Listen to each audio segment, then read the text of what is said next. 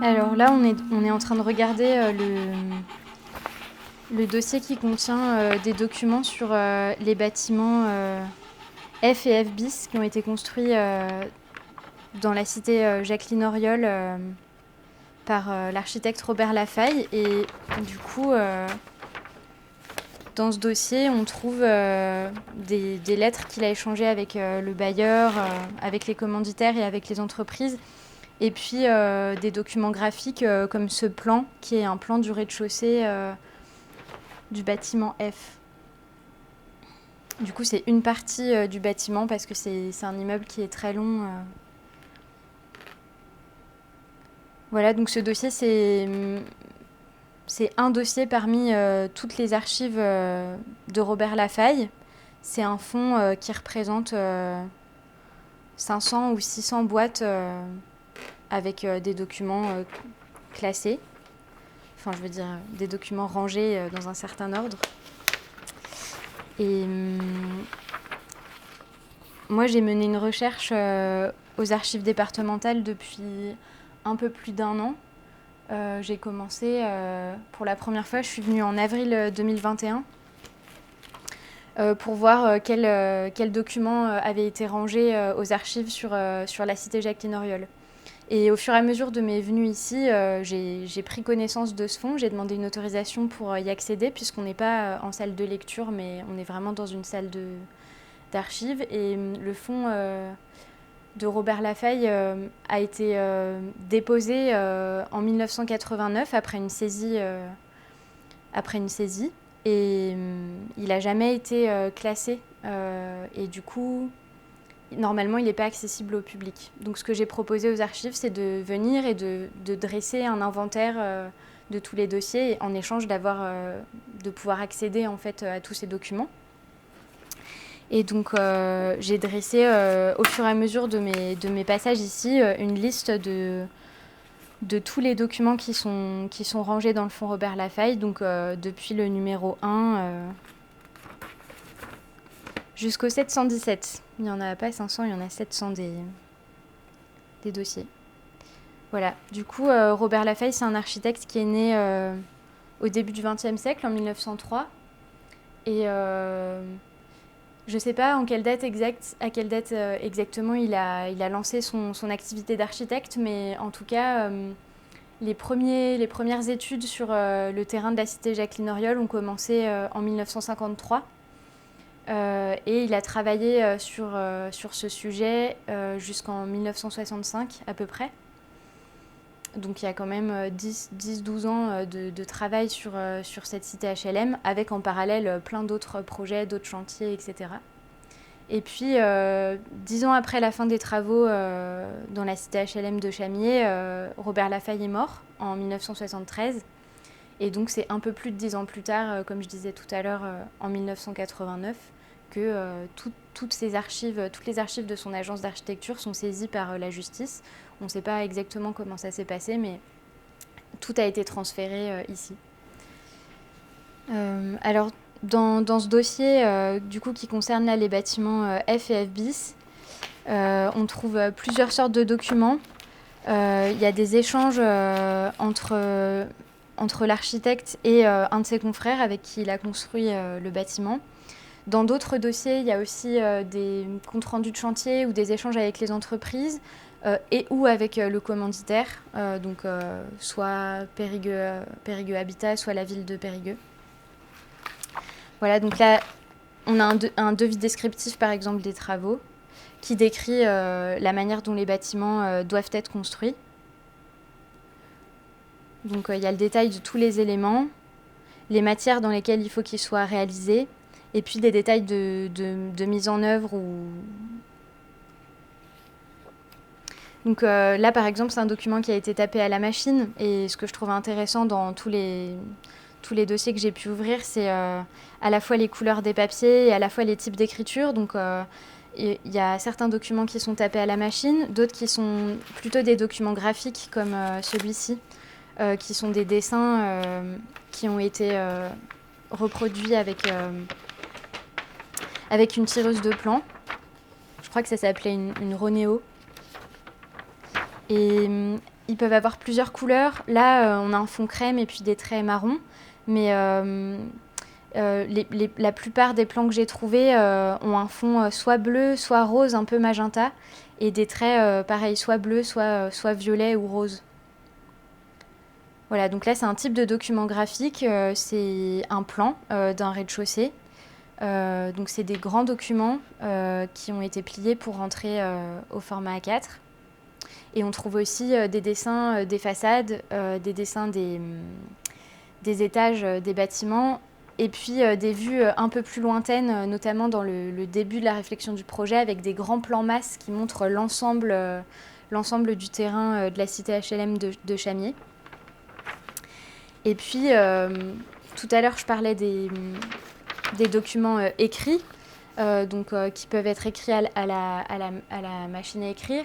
Il y a aussi toutes les copies du coup carbone qui ont des papiers argentés par exemple, ou des papiers roses aussi, très fins. Et puis il y a aussi des documents manuscrits avec ce qu'on appelle des minutes, qui sont des notes très rapides que l'architecte prend, notamment quand il est en rendez-vous de chantier. Donc là, c'est plutôt des documents graphiques dans ce dossier-là. Mais dans les autres dossiers que j'ai pu trouver dans ces rayonnages, il y a tous les types de documents dont je vous ai parlé. Donc c'était un gros travail de sortir en fait chaque document du rayon. Certains ont été identifiés sur la tranche. Du coup, on peut lire le sujet sans avoir à l'ouvrir. Mais moi, mon travail consistait notamment à ouvrir tous les dossiers qui n'ont pas été identifiés. Voilà, donc plusieurs dizaines de fois, je me suis rendue dans ces rayons pour sortir les dossiers, les ouvrir et dresser une liste de tout ce qu'ils contiennent. Et c'était des moments assez forts parce que je découvrais au fur et à mesure déjà tous les sujets sur lesquels l'architecte a travaillé. Et il n'a pas seulement travaillé sur la cité HLM de Chamiers, mais sur bon nombre de bâtiments qui ont été construits à Périgueux et aux alentours. Donc c'était intéressant de voir à quel point il avait contribué à la construction des bâtiments dans lesquels on vit et on circule aujourd'hui. Et puis de temps en temps, je tombais sur soit un dossier identifié, cité HLM de Chamiers, ou soit un dossier non identifié dans lequel je trouvais des documents. Moi, ce qui m'intéresse particulièrement, c'est soit les descriptions vraiment des mises en œuvre, avec les matériaux, les dates des rendus de chantier, etc. Soit les documents graphiques que je trouve beaux et impressionnants par leur taille et par leur qualité aussi de dessin. Et il y en a un bon nombre qui sont sur la cité HLM de Chamiers. Et il y en a un bon nombre aussi qui sont sur le quartier Sainte-Ursule de Périgueux. Et le théâtre de l'Odyssée, qui du coup ont été construits par cet architecte. Donc là, j'en ai retrouvé beaucoup des dossiers sur ces sujets-là. Alors là, on a un dossier qui concerne la construction des bâtiments FF bis, comme celui qu'on regardait tout à l'heure. Là, ça concerne les marchés. Du coup, je pense que ça va être des documents plutôt sur l'économie en fait du projet. Ouais, c'est ça. C'est plutôt des documents administratifs, du coup tapés à la machine, avec les papiers un peu vieillis. Des documents graphiques, comme tout à l'heure. Les sous-sols, je les regarde pas trop. C'est plutôt des documents très techniques. Moi, ce qui m'intéresse, c'est plutôt les étages.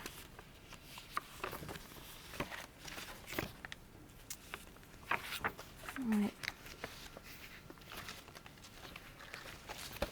Il y a des beaux papiers comme ça, bleutés.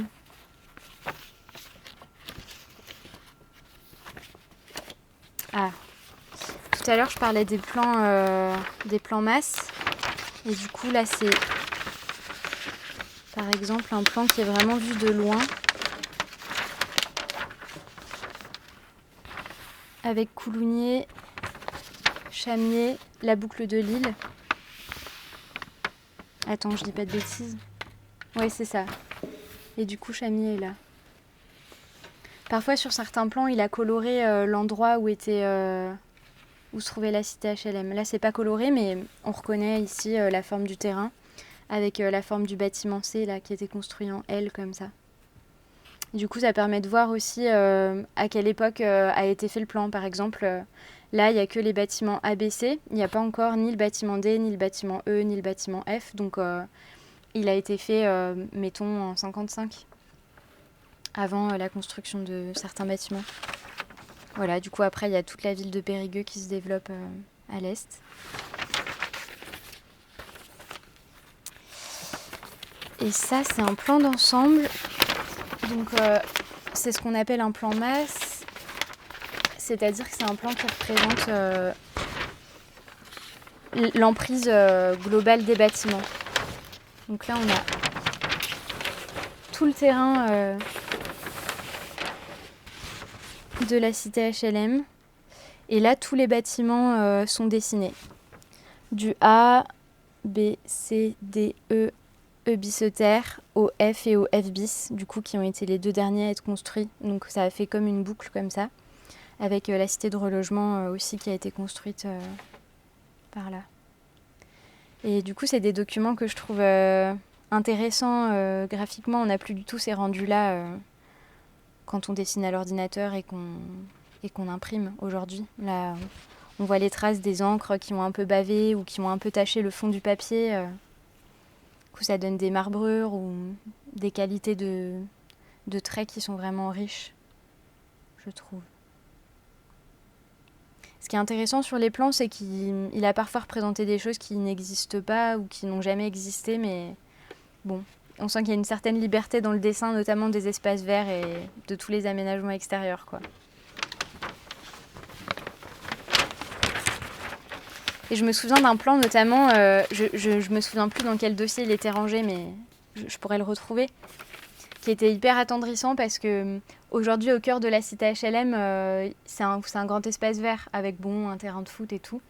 Mais sur un des plans de Robert Lafaille, un des premiers qu'il ait dessiné, on voit qu'il avait imaginé toute une série de petits jardins ouvriers où chaque habitant pourrait cultiver son potager, quoi.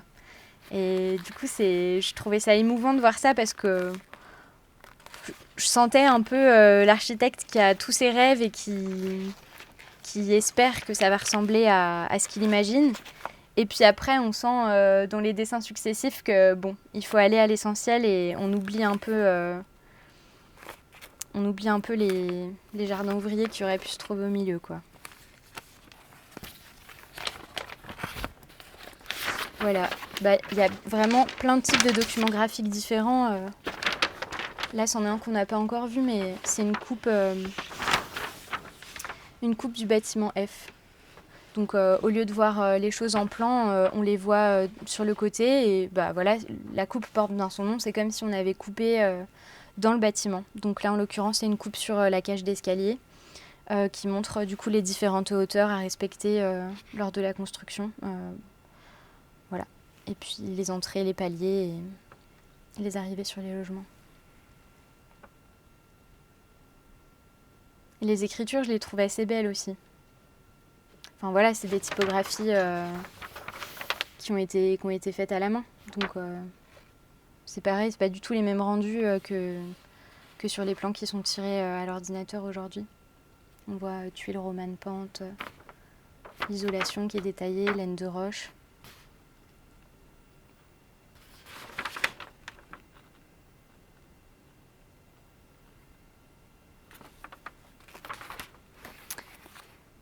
Et là, il y a aussi des dessins des façades du bâtiment F. Donc en fait, on retrouve à chaque fois dans les documents graphiques les mêmes types de documents graphiques, donc tous les plans d'étage, les coupes et puis des dessins des façades. Et ils peuvent être assez beaux parce que souvent ils sont vraiment longs. Et puis là, il y a aussi des détails ombrés en fait, qui montrent comment la lumière va interagir sur les différentes saillies de l'architecture. C'est intéressant là parce qu'on a vraiment la transition entre le dessin au trait et le dessin ombré. Bon après, dans le bâtiment tel qu'il est construit aujourd'hui, en fait, il y a aussi tout le détail calpinage de façade qui là n'a pas été représenté.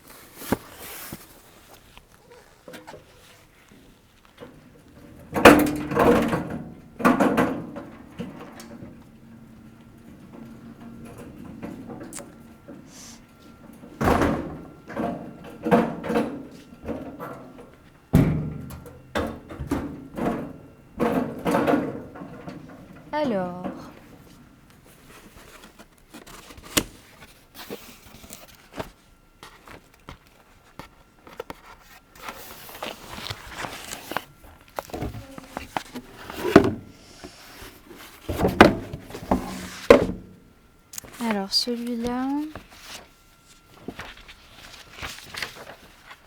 Ah oui. Il y a des dossiers qui sont plus ou moins intéressants. Ça, c'est vraiment le début de l'étude des terrains et des niveaux de sol avant la construction des bâtiments. Du coup, ces documents qui sont vraiment techniques, qui représentent les altimétries en fait, pour savoir où est-ce que les bâtiments vont s'implanter. Donc c'est peut-être pas le plus intéressant. Voilà, on retrouve des calculs. Il y avait beaucoup de calculs dans les dossiers, à la main. Soit des calculs de surface, soit des calculs d'économie, enfin, pour savoir où il en était dans ses comptes. Voilà, là par exemple c'est pour les terrassements.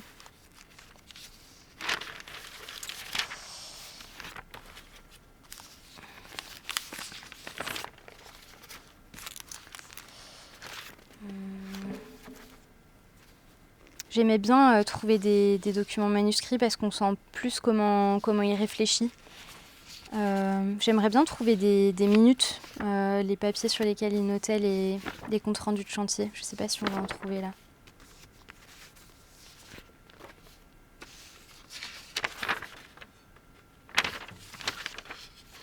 Il avait l'air très sérieux, il n'y a pas beaucoup de dessins dans les marges de ses notes. Il y a seulement un dossier sur lequel j'ai trouvé un dessin de soleil. Je suppose qu'il s'ennuyait un peu en réunion et c'était pas un architecte artiste quoi. C'était un architecte qui aimait bien la technique. Enfin,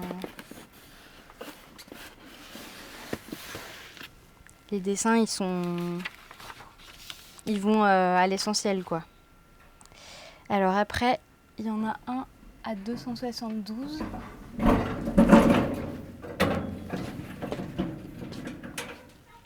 Du coup, c'est là. Et ça, c'est administratif. Donc pareil, je sais pas si ça va être très intéressant. Et après, c'est 290. C'est celui-là.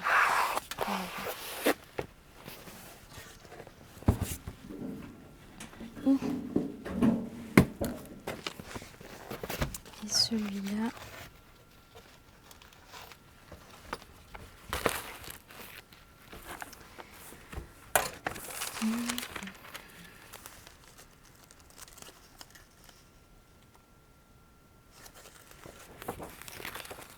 Là, c'est les bâtiments Eubis et Euter, du coup, qui ont été construits pour loger les rapatriés d'Algérie. C'est bien marqué sur le dossier rapatriés d'Algérie. Voilà. Construction de 64 logements, programme spécial rapatriés, bâtiments Eubis et Euter, Chamier à Coulounier-Chamier. Voilà, donc là, c'est le marché, donc c'est avec l'entreprise de construction des placards Vela qu'on retrouve qu'on retrouve plusieurs fois dans la construction des différents bâtiments de la cité Jacqueline Auriol. Et du coup, ils commencent à chiffrer combien vont coûter les différents ouvrages. Donc il y a des papiers plus ou moins fins avec soit les originaux de la machine à écrire, soit les copies. Du coup, il y a des belles transparences, notamment sur certains papiers. Voilà, donc ça c'est plutôt chiffrage. Tout ça c'est des papiers pour le marché. Le montant des travaux. Il y a parfois des calculs d'honoraires aussi, du coup c'est un peu compliqué pour moi à lire parce que c'est en francs. Il faudrait faire la transcription en euros, mais...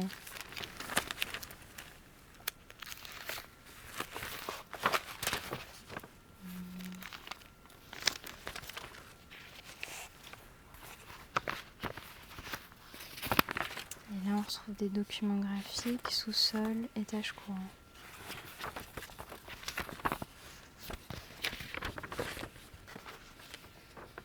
Voilà, bah ça c'est un peu le même type de plan que tout à l'heure. Ça concerne un autre bâtiment, mais...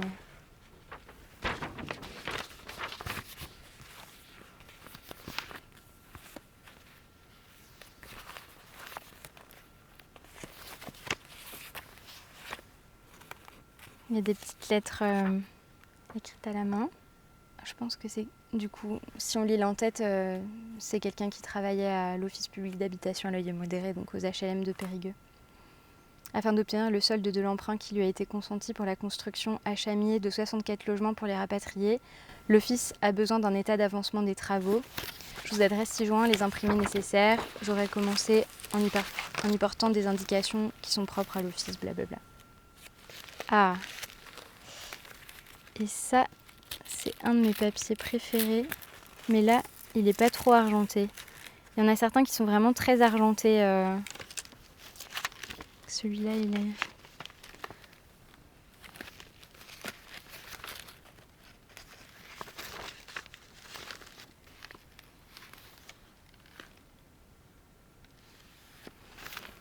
Et là, il y a un de mes documents préférés dont je parlais tout à l'heure, c'est les devis descriptifs de travaux. On en a déjà vu un, mais ce que j'aime bien, c'est vraiment que la description est hyper précise, quoi, pour que la mise en œuvre se fasse correctement. Donc pour la moindre... Enfin voilà, pour la moindre mise en œuvre, il y a toute une description. Par exemple, là, ça concerne les halls d'entrée. Béton et granito, donc c'est la matière dans laquelle seront faites les marches dans les halls d'entrée. Dans tous les halls d'entrée des bâtiments, marches en béton armé avec revêtement, marche et contre-marche préfabriqués en granito. Du coup, ça donne vraiment des bonnes indications sur la manière dont ça a été construit. Et tous les bâtiments sont détaillés comme ça. Du coup, quand je vois tout le travail que ça a demandé de conception, de description, de dessin, et puis ensuite de mise en œuvre par les entreprises, et que j'ai vu la démolition du bâtiment C, j'avoue que ça fait un peu mal au cœur. Parce que c'est comme des années de travail en fait qui sont mises à terre, sans parler de toutes les années pendant lesquelles des habitants ont logé dans les logements. Donc c'est comme deux époques, toute l'époque de la conception et de la construction et toute l'époque de l'habitation qui en quelques semaines sont démolies. Et c'est un peu l'idée que j'avais en faisant ces recherches aux archives, mais c'est de montrer, enfin déjà de me rendre compte et de montrer tout le travail qui a été fait, qui est fait avant qu'un bâtiment puisse être construit.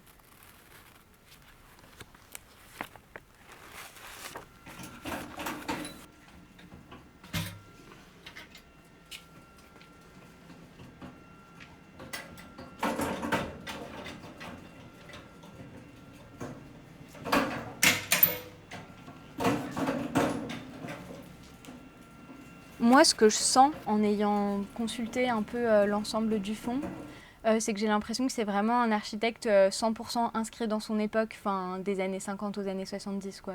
Du coup, avec des programmes, beaucoup de programmes de logement, beaucoup de HLM, comme je disais tout à l'heure, donc logements sociaux, avec quand même un peu de recherche au niveau de ce qu'ils pouvaient mettre en œuvre au niveau des matériaux, au niveau des typologies de logement, et notamment au niveau des matériaux pour la cité HLM de Chamier. J'avais retrouvé ces documents dans lesquels Robert Lafaille explique pourquoi il préférerait que les façades soient construites en pierre de taille plutôt qu'en parpaing enduit. Et ça, c'était des documents que je trouvais vraiment intéressants parce qu'on sentait qu'il avait envie de se battre pour quelque chose de précis.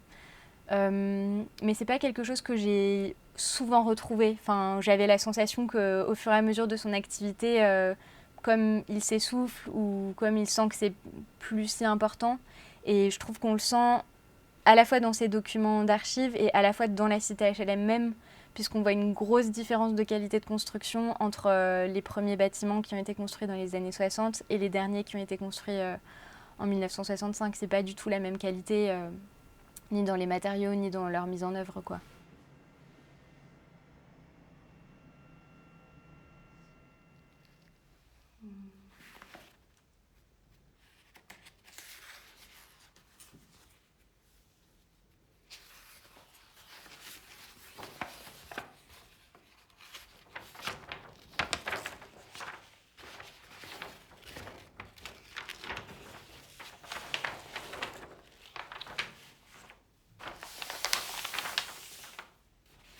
Du coup, là, on est devant un document, un dessin de l'architecte Robert Lafaille, du bâtiment C de la cité HLM Jacqueline Auriol. Ce bâtiment fait partie des 3 premiers qui ont été construits dans la cité HLM. Donc, ça concerne les bâtiments A, B et C. Et c'est des bâtiments qui ont été construits entre 1953 et 1955. On peut simplement voir sur le dessin le nombre d'étages qui ont été prévus. Donc, il y a un rez-de-chaussée avec des grandes arches qui ont été prévues pour faire des garages. Et puis ensuite, on a 1, 2, 3, 4, 5 étages et une toiture. Donc ça, c'est la partie la plus haute du bâtiment C. Il se poursuit en fait sur le côté droit, la façade sud se poursuit, mais avec un nombre inférieur d'étages, puisqu'il y a un talus en fait qui vient remonter, rehausser la base du bâtiment. Donc les ouvertures n'ont pas été détaillées puisque ce qui est important sur ce document, c'est la manière dont la pierre va être posée. Donc on peut remarquer qu'elle est traitée de manière différente en fonction des parties du bâtiment. Donc on peut voir que sur ces parties-là où il y a des petites ouvertures carrées, c'est les cages d'escalier, donc avec sans doute des panneaux de verre qui vont venir en remplissage dans les trous qui sont indiqués en bleuté. Et puis sinon, ces autres ouvertures qui n'ont pas été dessinées à l'intérieur, c'est les baies, donc des fenêtres, des portes-fenêtres et des portes-fenêtres ouvrant sur des balcons. Voilà, donc il n'y a pas d'indication des menuiseries, pas d'indication des serrureries, donc ce qui est important, c'est vraiment le travail de la pierre. Il n'y a pas d'indication non plus de précision sur la toiture, qui en fait sera de la tuile. On a une légende en haut du document, au-dessus du dessin du bâtiment, qui indique les différentes longueurs de pierre. Et sur le dessin, on voit la façade du bâtiment qui est dessinée à l'échelle avec tout le détail de l'appareillage des pierres. Donc c'est ce qu'on appelle un calpinage en dessin d'architecture. Donc le calepin, c'est ce qui permet ensuite aux tailleurs de débiter les pierres aux bonnes mesures. Donc avant le tailleur, il y a le maîtreur qui va recevoir le dessin de l'architecte et qui va préparer toute la découpe des pierres, donc il va préparer tout le travail des tailleurs. Donc avant tout ça, l'architecte doit prévoir les rangées de pierres telles qu'elles vont être posées. Donc là, on peut voir qu'il y a des hauteurs de pierres différentes, donc elles sont numérotées de bas en haut.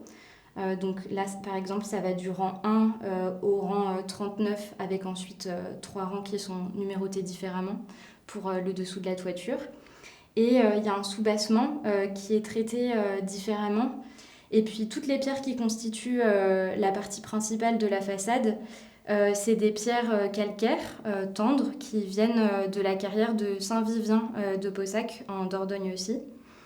Voilà, on peut déterminer ça à la fois par le document de descriptif de l'architecte qui prescrit les matériaux dans lesquels il veut construire son bâtiment. Et puis aussi, on a pu déterminer ça par une observation de la pierre avec un tailleur de pierre qui s'appelle Vincent Bétaux.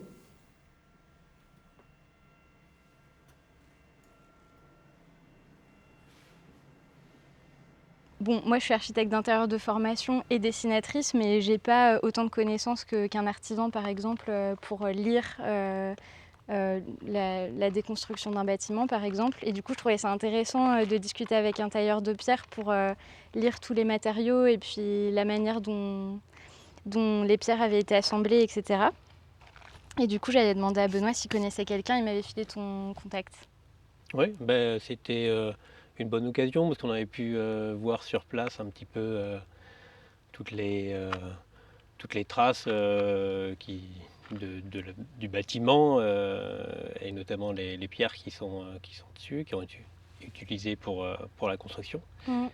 Et puis ben là, du coup, on se retrouve dans une carrière où une des carrières où a été extraite très probablement cette pierre. Mmh. Et on retrouve exactement les mêmes traces Mmh. sur ces frontailles qu'on a tout autour de nous. Mmh. Donc on est à Possac, donc Possac et Saint-Vivien, où il y a une demi-douzaine de carrières comme ça qui sont ouvertes, certaines très anciennes, d'autres encore en exploitation aujourd'hui.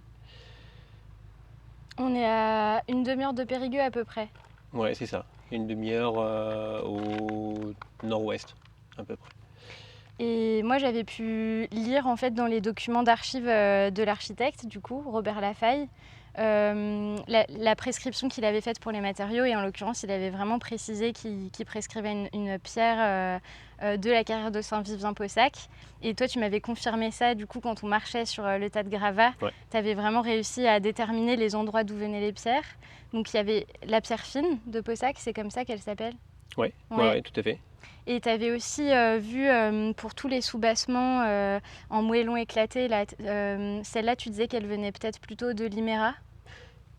C'est une supposition, hein. Ouais. Moi après, j'ai pas du tout étudié le sujet. Mm. Après, c'est juste par empirisme. Mm. Alors la pierre de Possac, c'est vrai que je l'ai reconnue parce qu'elle est Direct. assez facile à reconnaître et que sur des gros blocs sciés comme ça, comme il y avait sur le bâtiment de la cité Auriol, on voit bien les différents lits, on voit bien la structure de la pierre. Mm. Sur les moellons de soubassement, qui sont des moellons éclatés de petites dimensions, c'est beaucoup plus difficile à dire. Surtout que, bon, voilà, moi je ne suis pas de la région, j'ai pas travaillé depuis X générations avec ces pierres-là, donc c'est un peu plus délicat pour moi. Mais la pierre je fine de pense que Possac, tu c'est, l'as reconnue direct? Oui, sans Parce que aucun du doute. coup, elle avait des suffisamment grandes dimensions pour Ouais. que tu puisses lire en fait sa surface. On c'est voit ça? bien le grain sur un Ah. tout petit échantillon, sur une matière qui reste variée, mine de rien, parce que ça reste un matériel naturel. Mm. C'est toujours difficile sur un petit échantillon de savoir d'où vient la pierre. Mm. Quand on en a des grands blocs et des grandes surfaces comme il y avait sur place, c'est beaucoup plus simple. Mm. Et donc pour les moellons de pierre dure, j'ai fait une supposition par rapport à la teinte et à la texture un peu de la pierre, mais je pense que c'est ce bassin, peut-être pas précisément à l'Iméra, mais dans ces environs-là, autour de Cubiac, par là, ou Montagnac, où il y a des pierres dures un peu quand même de ce type-là, quoi. Et du coup, la pierre fine de Possac, elle a un grain et puis elle a peut-être une couleur aussi qu'on peut reconnaître. Elle est très claire, mais elle est beige. Alors elle varie un peu, un beige jaune, voilà, ça peut varier un peu dans les zones où il y a plus d'argile, comme on peut voir là-bas, où il y a des veines d'argile. Ça se teinte en ocre et en orangé. Voilà, il y a les ocres qui ont migré dans la pierre, qui est une pierre, ça reste quand même une pierre assez poreuse, donc il y a pas mal de migrations qui peuvent se faire. Et moi, il y a une autre teinte que je reconnais là, une fois qu'on est sur la carrière et quand on était quand le bâtiment existait encore, parce que ça se voyait encore plus. Mais c'est toutes les teintes grises en fait que prend la pierre. Du coup, tu m'avais expliqué que ça, c'est le calcin qui se forme, c'est ça. C'est le calcin qui se forme en surface. Et dans lequel viennent se mettre tout un tas de micro-organismes, des petits lichens, des choses comme ça, qui vont donner cette teinte assez foncée, assez grise, et Ça change beaucoup la couleur, hein, quand on voit là, entre cette face-là et celle-ci, c'est vraiment des teintes très très différentes. Et c'est le propre de toutes les pierres calcaires, et notamment là, les pierres de Paussac et Saint-Vivien. C'est des pierres qui, mine de rien, sont assez fragiles, assez tendres, mais une fois qu'elles ont pris la patine et qu'elles ont fait leur calcin, elles sont quand même très résistantes. T'en as déjà travaillé des Oui, pierres oui, d'ici? ça c'est une pierre que je travaille, je ne vais pas dire tous les jours, mais très très régulièrement, parce que tous les bâtiments, que ce soit traditionnels ou récents, aux alentours, sont faits avec cette pierre-là. Alors ici, il y a vraiment le gisement typique de Paussac Saint-Vivien, qui est cette pierre fine, vraiment avec une texture granuleuse mais très fine et très homogène. On peut le voir, là, il y a très peu de variations. Chaque ligne, c'est un coup de scie qui est donné pour découper dans la masse des blocs à l'aide d'une haveuse, qui est une sorte de grosse tronçonneuse, qui fonctionne sur rail et qui vient découper en petits dés comme ça Alors ça fait des blocs qui sont... Ça fait des gros parallélépipèdes qui font autour de... Alors ça dépend des carrières, mais ils font autour d'1,50 m par 1,20 m par 1,20 m, ou peut-être 2 mètres de long des fois, ou 2,50 m. Ça peut varier en fonction des commandes, ça peut varier aussi en fonction des défauts qu'il y a dans la carrière elle-même, parce qu'il y a quand même des fractures naturelles, tout un tas de défauts qui font que le carrier, pour optimiser la production de pierre, il va décaler son trait de coupe pour permettre de passer un défaut entre deux blocs et de ne pas l'avoir en plein milieu du bloc. Voilà, c'est quelque chose de très rationnel, l'extraction de pierre. Pour nous aujourd'hui, c'est des vulgaires entre guillemets HLM. À l'époque, c'était quand même présenté comme des constructions d'avenir, comme de l'innovation, comme du luxe quelque part. Donc mettre un matériau qui pouvait être un petit peu au-dessus de la normale, c'est pas forcément contradictoire. Après, il faut voir aussi qu'il y a une époque, notamment juste après-guerre, où la pierre de taille était pas forcément plus compliquée et plus onéreuse à mettre en œuvre que le béton et le ciment. Pour faire du ciment, mine de rien, il faut brûler de la pierre calcaire qu'on extrait, donc il faut beaucoup d'énergie. Il faut la concasser, il faut la calciner donc, et la rebroyer. Alors que l'extraction de pierre, surtout à faible distance, c'était quand même à 30 km de Périgueux, donc l'accès était relativement facile, même si dans la pierre le transport pose toujours problème, hein, c'est ce qui coûte assez cher. Mais on extrait des blocs et on peut directement aller les poser, on n'a pas besoin de mettre en œuvre toute une industrie. Et du coup, tu disais que les joints qui avaient été utilisés, c'était avec du mortier de ciment et pas avec du mortier de chaux, et que c'est une des raisons pour lesquelles c'était impossible de récupérer des pierres sur ce bâtiment-là, parce que le mortier de ciment arrache en fait la pierre, c'est ça? C'est ça. Alors, c'est peut-être pas du ciment pur, peut-être que c'est un mortier bâtard, mélange chaux-ciment, ou une chaux très très dure, mais en tout cas, c'est des mortiers qui sont tellement durs qu'au moment de la démolition, c'est la pierre qui va céder plutôt que le joint. Mais je pense que la cité Auriol était quand même bien construite, même si elle n'a pas été faite pour être démolie et réutilisée. Elle a été faite pour être très résistante, très dure. C'est les constructions du XXe siècle. Hein. On construit beaucoup plus pour résister à la destruction humaine, presque, plutôt que pour résister aux intempéries et à l'usure du temps.